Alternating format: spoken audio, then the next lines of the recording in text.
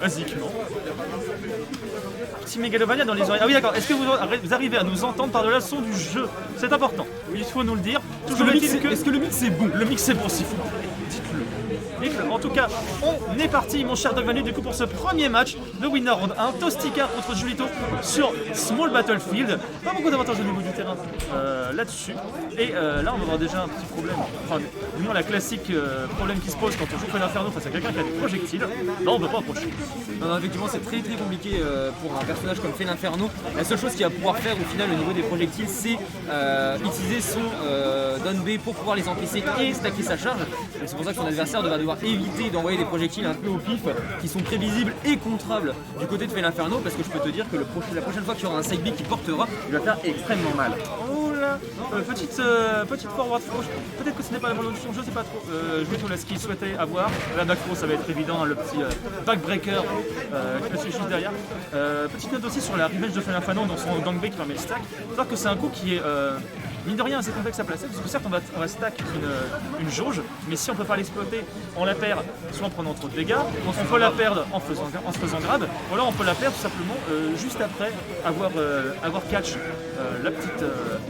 le petit buff finalement peu rentable, et Julito il préfère justement éviter ce genre de situation, et c'est tout à son honneur. Le petit confirme avec le Shoryuken qui était bien travaillé du côté de Tostika. On n'a pas réussi à tuer là-dessus, c'est dommage. On commence surtout à avoir un Fell Inferno qui devient très menaçant, parce que Félin c'est un personnage très lourd. Du coup quand il est élevé en pourcent, pour lui c'est pas un problème, au contraire il va te tuer encore plus tôt. Avec la mécanique de rage effectivement. Et là mais pour l'instant on a donc Julito qui a une avance, qui n'a plus d'avance du coup, qui vient de perdre sa stock sur un backer de Ken, mais il arrive à monter un petit peu. On a déjà 50% d'avance du côté de Julito, 64% pour Toast. Donc voilà, il va continuer à gratter un petit peu ses pourcents, trouver le kill là. Je pense que d'ailleurs il y a déjà moyen de kill. Bonne question, non pour l'instant il manque pas grand chose, il manque pas grand chose, mais pour l'instant ça va, c'est pas encore ça. Pas encore ça, mais on a vu quand même le side B qui a bien été buff lors de la mage, la dernière mise à jour du jeu. Et c'est un move qui était assez, on va dire, problématique, parce que voilà, il est bien, il couvre une large partie, le command grab est assez généreux, on va dire. Assez généreux, mais ça avait tendance à kill avec difficulté. Ouais, tu voyais en fait un Fell Inferno qui a amené très vite son adversaire dans les très hauts pourcents, mais qui n'arrivait jamais à prendre le kill. Ouais. Donc là c'est un petit peu remédié, même si bien sûr il ne faut pas rêver, Fell Inferno ne devient pas un personnage non plus ultra compétent dans cette situation, mais là très bien trouvé, un petit peu mâché du côté de Toasty et également du côté de Julito, mais ça a fini par payer finalement. Non, et en fait, Fell Inferno a complètement réussi à sortir un coup de DI ou de SDI, je ne sais pas, très bien vu ça de la part de Toast. Il a totalement réussi à sortir un backer qui va prendre cette deuxième stock. On est assez even des deux côtés. Julito qui arrive toujours à concrétiser la stock en avance, mais Toast n'est pas en reste. Il arrive toujours à prendre la stock juste derrière, et en sacrifiant quelques pourcents malheureusement. Alors on en voit beaucoup de side B à côté de Julito, attention ça reste très punissable, néanmoins surtout si on le whiff, bien sûr. Le forward permet d'envoyer un petit peu de sticker dans une situation compliquée, la situation de non-confort là pour les Ken, ou à mon avis c'est un Shuri qui était juste derrière le Katatu, ou alors il a voulu s'échapper, je ne sais pas trop, mais là est-ce que ça va kill? Pas tout de suite, pas tout de suite. Le prochain sera le bon malheureusement, du côté de Toast ça va, il a plus le droit à l'erreur. Là attention parce qu'il y a un truc que les Félins ils aiment bien faire, je pensais même pas qu'il allait faire ça Julito, mais c'était tout à fait à tenter.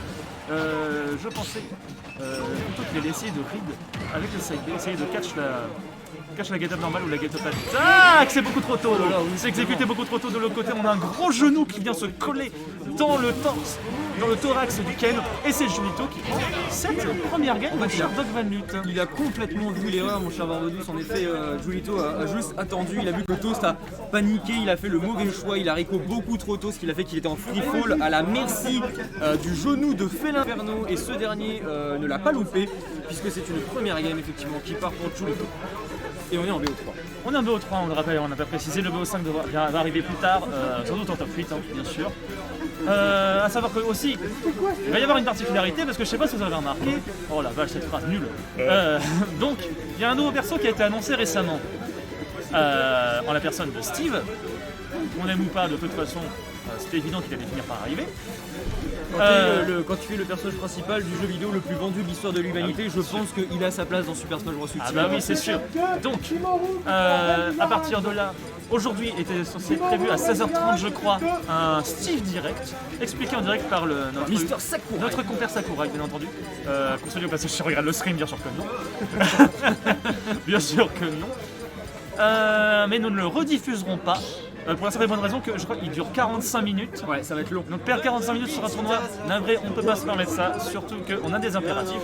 Donc, bien sûr, je vous conseille de le regarder, nous on verra les rediffusions, bien sûr, on verra comment fonctionne le personnage. Ne spoilez pas dans le chat non plus, hein, ce serait sympa. Merci. Non, n'audite rien. Alors que ça Regardez passerait, la surprise. No ça spoil. passerait Ryu du côté de Toast. Il a peut-être envie de profiter du côté un petit peu plus honneur de Ryu grâce à aux Shakunets. Aux Shakunets qui permettraient de peut-être un peu plus profiter face à Flame Inferno. À voir, c'est qu'il galère un peu plus à tuer. Il a beaucoup moins de mix-up, beaucoup moins d'options de kill. On va savoir, tu sais, le Tatsu, c'est pas trop mal PS1. Non, ils sont Ah, c'est sur combien? sur DF. Mal. J'ai vu le skin PS1, j'ai un peu bugué. Ouais, totalement, mais c'est le skin DF. Tu avais raison, beaucoup d'utilisation du Shakodetsu. On cancel la focus, on fait la Shakodetsu. Faut dire, même si Julietto s'en est pas servi à outre mesure, moi je crois qu'elle s'en est servi qu'une seule fois, la revenge là, elle va. Ah, mais ça, voilà. Ça, c'est pas censé être trop. C'est pas censé être trop. Et la Toast, il avait pas eu la bonne DI là-dessus. Et très belle réaction de la part de Shuito. Il avait le bon setup, il était au ledge, il a fait la bande il a eu le down air. Et là, il a réussi à avoir le kill early, ce qui lui accorde un avantage non négligeable face à ce Ryu qui semblait plutôt bien parti. Avec les projections, il avait du mal à les éviter côté Julito. Il est passé juste au-dessus, c'est dommage. Mais c'est peut-être l'opportunité pour Toasty de trouver le kill là-dessus. Non, on a essayé de trouver le domaine. Ça ne bloquera sur rien du tout.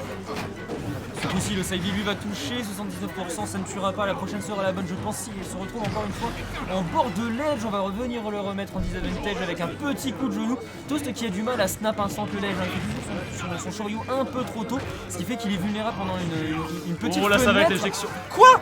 Comment c'est possible de ça? Comment c'est possible de Wi-Fi?